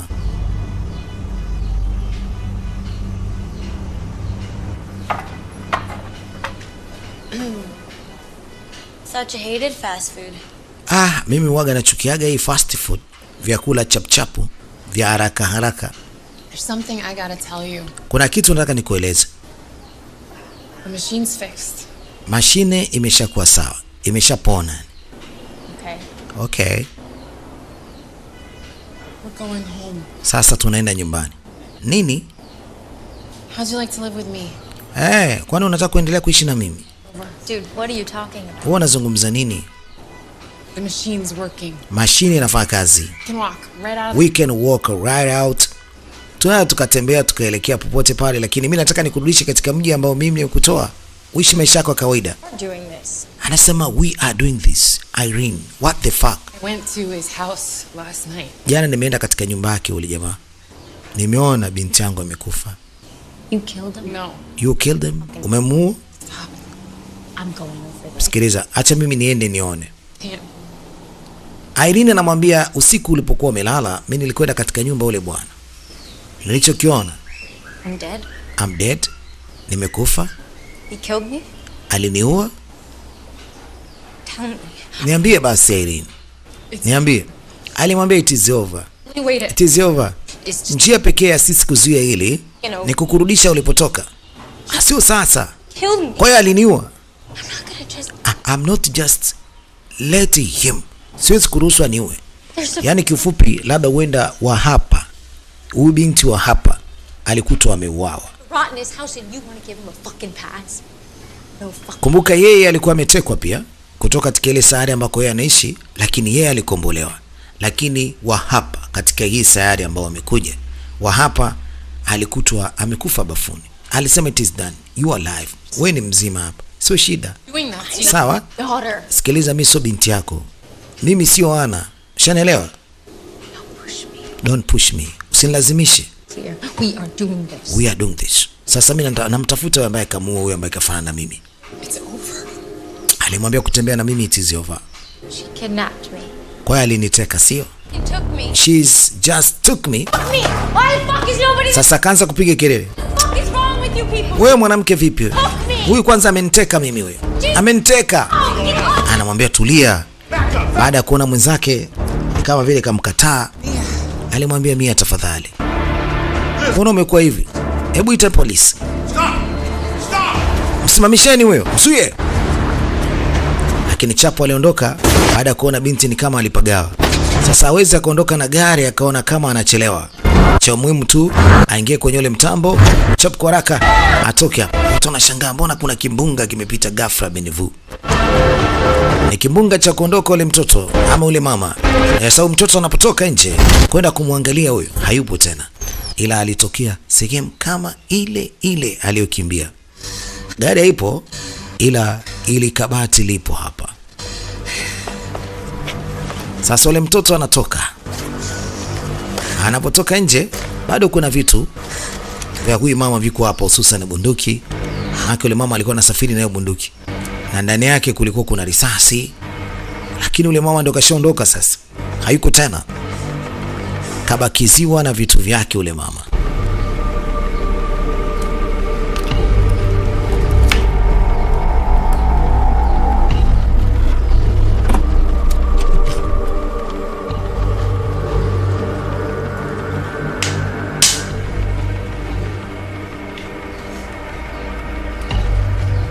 Anaendelea kumfuatilia mtu wake ambaye anamtafuta, sababu sikakuta kuna mwanamke kamuua kule.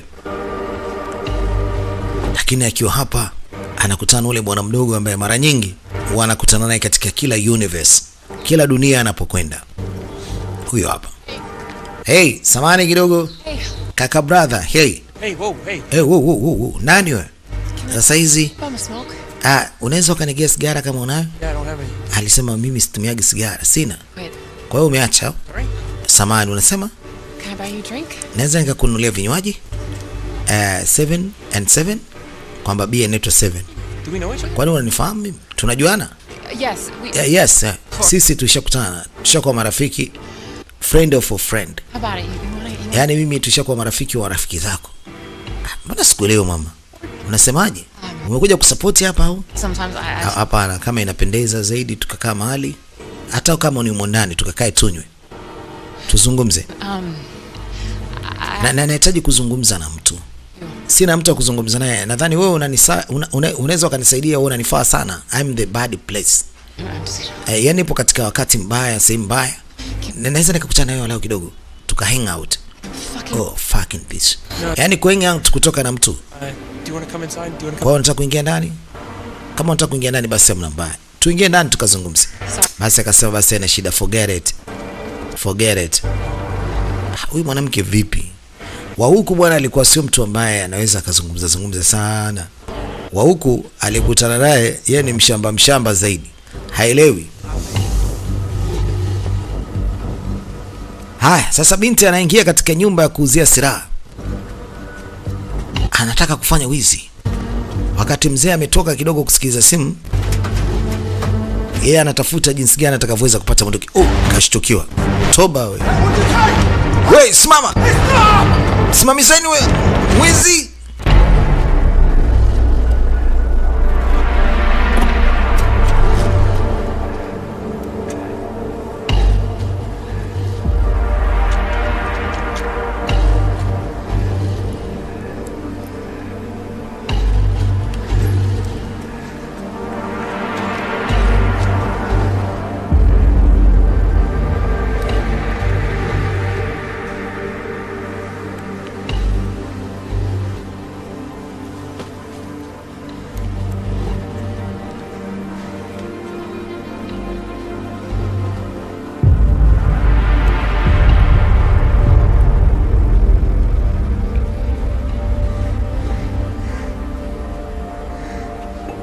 Okay, doll?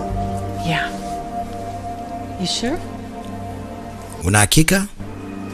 Actually, I'm having a pretty rough day. Yes, najua leo nipo katika wakati mgumu sana. How'd it feel though? Alifika katika hii hoteli mara nyingi na yule mama ni muuzaji yule. Lakini kumbuka hii ni dunia nyingine ambako amekuja. Huku bado hajafika huku. Kwa hiyo majanga huku bado hajatokea. Sasa alipofika alimuuliza mama, "Unatumia nini?" Bana nipatie kahawa. She'll be back. Atarudi, she'll be back. Anaambia na binti yangu amepotea. Binti yangu hata sijajua nitamuonea wapi. Kuna watu wamemteka. Do something to eat. Naomba kwanza ule chakula cha moto na imani utatuliza akili. Chakula huwa kinatuliza akili, sawa? It is just something kids do. Huwa kuna vitu ambavyo watoto wanavifanya. Kuwauzi tu wazazi. I know it doesn't look like it, but we have got a hell of a... Lakini akamwambia hapa tuna machefu wazuri sana. Kuna wapishi wazuri mno. Akamuuliza Neville, yupo? Neville si ndo mpishi hapa. Neville yuko wapi? You know him? Wani Neville unamjua? He hadn't worked here in like 15 years, huh? Lakini hajafanya hapa kazi miaka 15 sasa. Unasemaje? Sentences. Yeye alifungwa. He's in prison? Yuko jela? How do you know him? Sasa kwanza unamjuaje Neville? Did he do something to you? Kwani kuna kitu ambacho ulimfanyia? Umesema ni miaka 15. Amefungwa. Akamuuliza tena, you all right? Uko vizuri? Na ngoja kwanza niende IC. Siamini macho yangu. Bana, katika hii saada alipofika Neville wa hapa amefungwa jela miaka 15 sasa, yuko gerezani.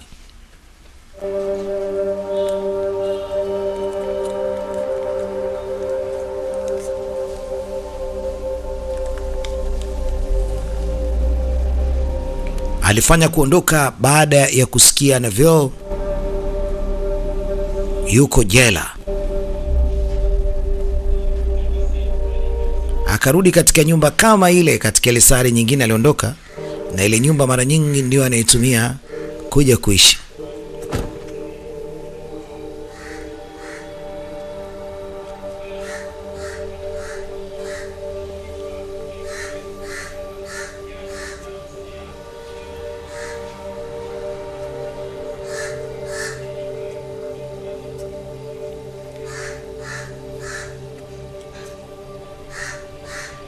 Haamini macho yake. Huku leo anamuona binti yake yuko ndani. Na anajiona na yeye katika hii dunia, huyu mtoto wa huku hajaporwa. Anajiona na yeye yuko katika hiyo nyumba, na anajiona na binti yake yupo. Na huyu binti kafanana sana na huyu binti muuni ambaye anasema yeye amezaliwa hamjui mama yake amemtenga. Amezaliwa amekuwa katika mazingira magumu sana ya kulelewa na wazazi wengine, na amekuwa katika sehemu ya kutunzia watoto yatima.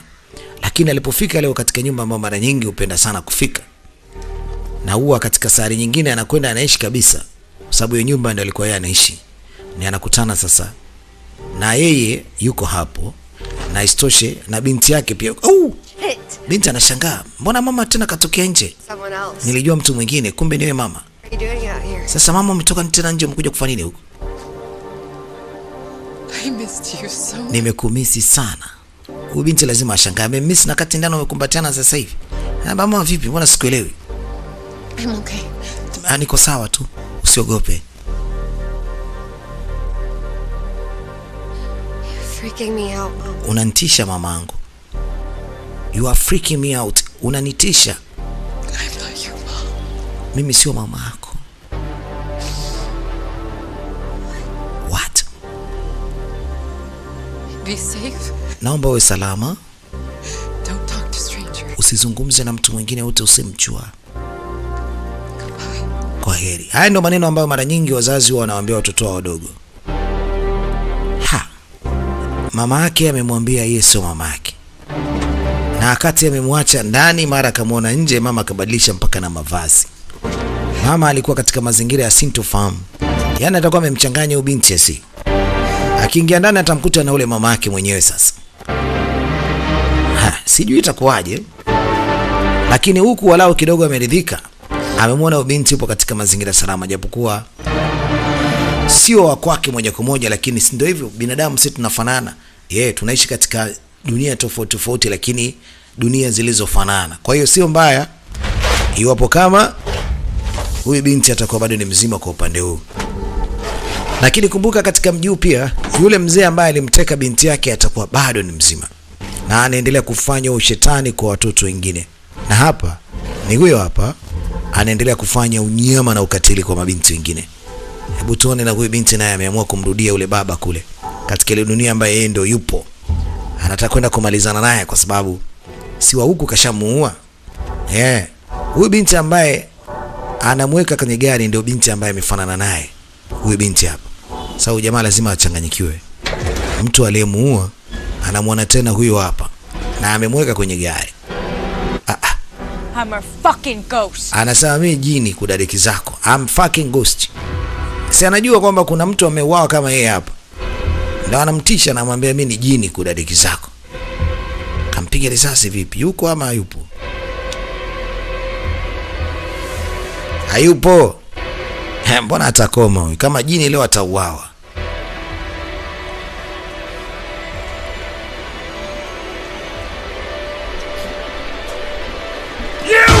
Anaswa.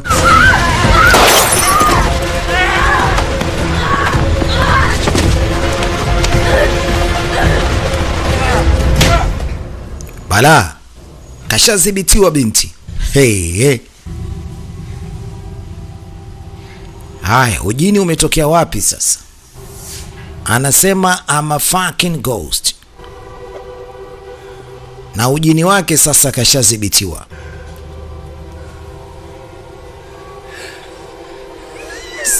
Jamaa anashangaa sana imekuwaje. Ni amechanganyikiwa ama hajielewi. Huyu sikashamuua na akamkatakata ambaye ndio huyo hapa. Haya, anakuja kumweka na huyu, lakini huyu sidhani kama amekufa.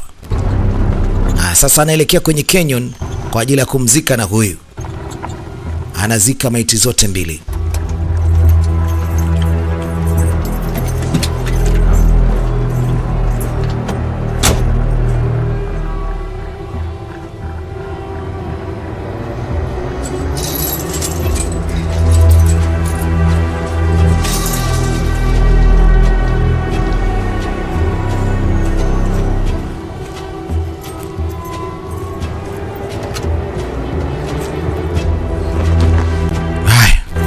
Fungua geti, anaenda na harakati zake za kuingia ndani ili akafanya yake.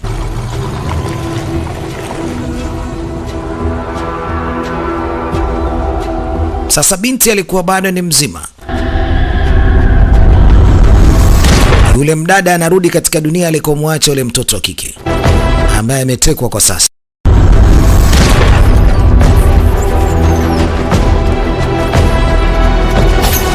Bwana, kinachotokea anadondoka na hili boksi hapa.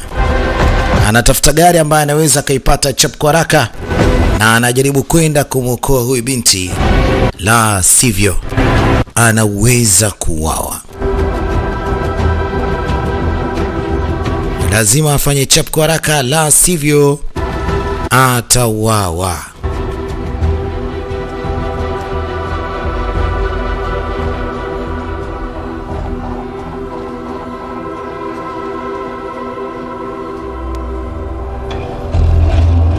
Amekuja mpaka katika nyumba ya muuaji. Shit. Anachokutana nacho ni bunduki yake ikiwa hapa. Yaani kwa maana yule binti huenda ameshanaswa. Na kinachoendelea, muuaji anasikika anafanya kitu. Binti anapiga kelele akiwa kwenye ile buti. Kamfanya nini binti?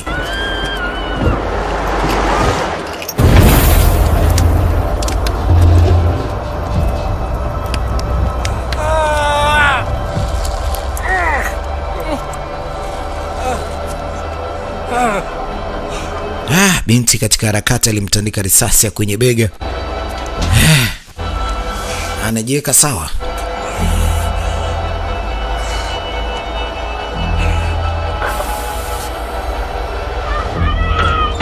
Kwenye buti kula anazidi kupiga kelele. Anapiga kelele achiwe. Saida! Saidia!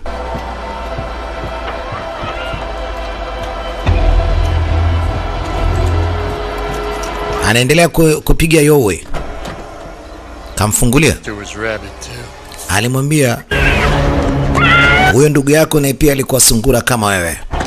Sasa ngoja nikumalize. Anamweka kwenye pipa. Anataka kumfunika, kamfunika. Na hiyo pipa hamna tobo, useme kwamba kuna pumzi itaingia. Kwa hiyo anambana pumzi hapo. Sikine Mungu. And your sister are alike. Anasema wewe na ndugu yako mmefanana kweli kweli. Kudadeki. Sasa ngoja nizike mmoja baada ya mwingine. Huyo sio ndugu yangu. Sio ndugu yako. Mbona mmefanana sasa?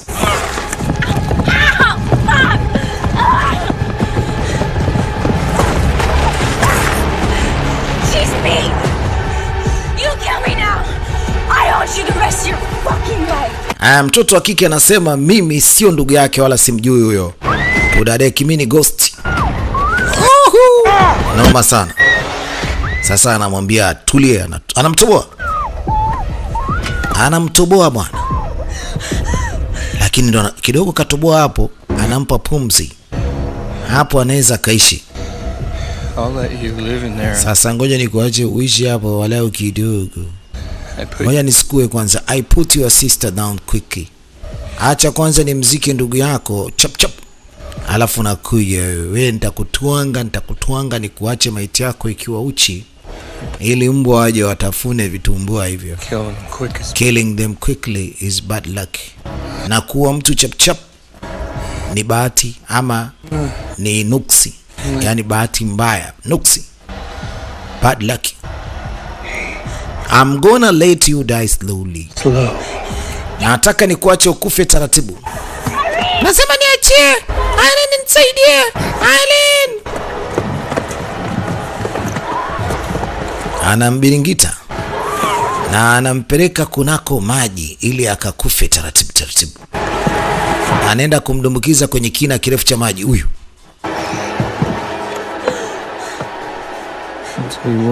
I tell you what. Nataka nikuambia nini ujue? Nice and sweet. Umeniambia nice and sweet. Ila anataka ni kudumbukize kwenye maji ukufe mdogo mdogo na maumivu. Japokuwa sio makali sana. Kwa heri. Kabla hajafanya chochote, mwamba kashafika yule mama. Anajaribu kuzuia zoezi hili. Anamuuliza binti kama yupo okay. Kaa mbali naye. Kudadeki, kaa mbali naye nasema. Amdumbukiza kwenye maji, si. Kumbuka kuna tundu na tundu limeanza kuingiza maji bwana.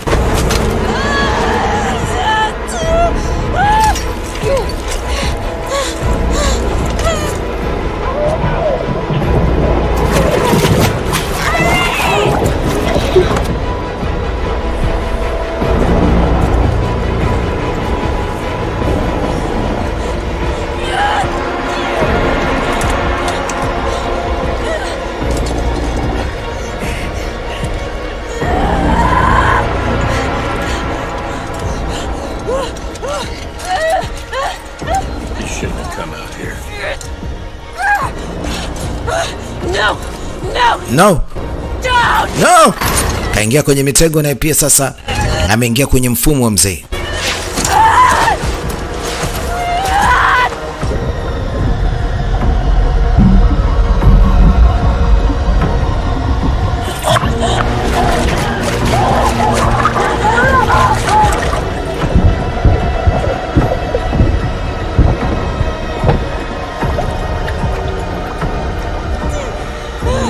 Maskini ya Mungu, binti kule ndo anazama, anakwenda na maji. Dada anajitahidi walau kidogo ajitoe hapo. Hebu acha wewe, acha kukukuruka. Cheki anavyomwongezea maumivu. Nimekuambia utulie wewe. Anadumbukiza kitu nzito na pia aende na maji. Anazamishwa na maji kwa sababu hiyo kitu ambayo amedumbukiza ni tofali zito, lazima limvute. Do I know you from somewhere? Hivi mimi nakujua wewe? Do you look... Kama kuna mahali hivi tuliwahi kuonana. Hivi nilikuona wapi? The news. Kwenye taarifa ya habari. Sawa kabisa. Kuhusiana na mtoto wako yule ambaye nimemteka. Mothers. One of the mothers. Wewe ni mmoja miongoni mwa wale wa mama ambao walikuwa wanatafuta mabinti zao. Ni wewe. Oh. I remember now. I remember you now. Sasa nimekukumbuka. Your daughter had your eyes. Binti yako ana macho kama yako bwana. Go ahead. Haya, nenda sasa. You can let go now. Kama utashindwa kwenda sasa, Waiting for you. itakuwa ni shida. Binti yako yuko chini huko anakusubiri. Kamtoa kucha.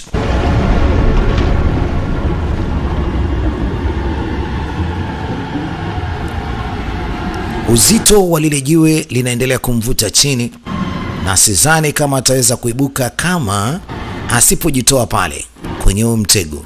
Anakukuruka. Yule binti kajitokeza, mzee baba alitoka katika lile pipa. Alimtandika kitu kizito. Wow. Alimpiga na sururu. Sidhani kama ule mzee naye pia ataishi. Kuishi na babuji. Huyo ndo kaisha huyo sasa. Huku maskini Mungu, ule mama pumzi zinaendelea kumkata, lakini amehangaika na mwisho wa siku amefanikiwa kuweza kuchomoka kwenye ule mtego.